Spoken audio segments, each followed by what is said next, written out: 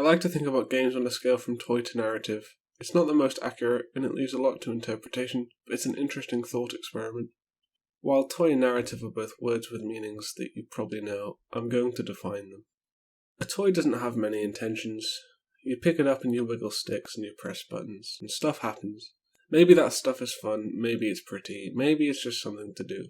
A narrative is when creators are trying to make you think about things. It might just be that they want you to think about how cool hedgehogs are, or it might just be that they want you to think about what it truly means to be a father.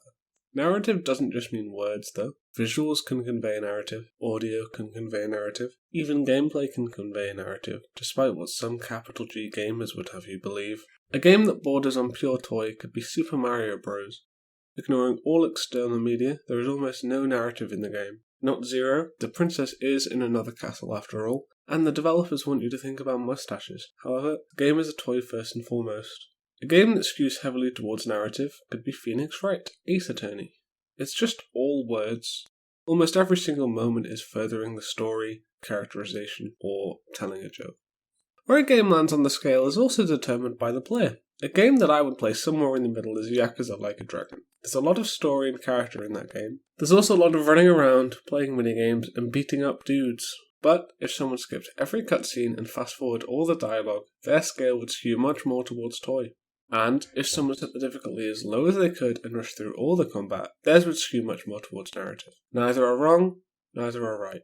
The scale is interesting to me as a player and a developer. As a player, it gives me a new way to contextualize my time with a game, and as a developer, I get to create a game with a specific scale in mind and create mechanics that tip the scale one way or another.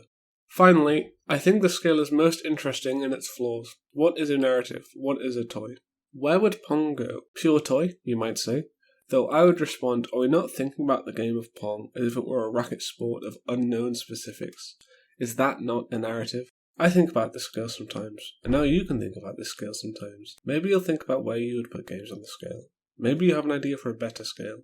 If you want to make your own scale, feel free to add it in that axis. If you're a coward.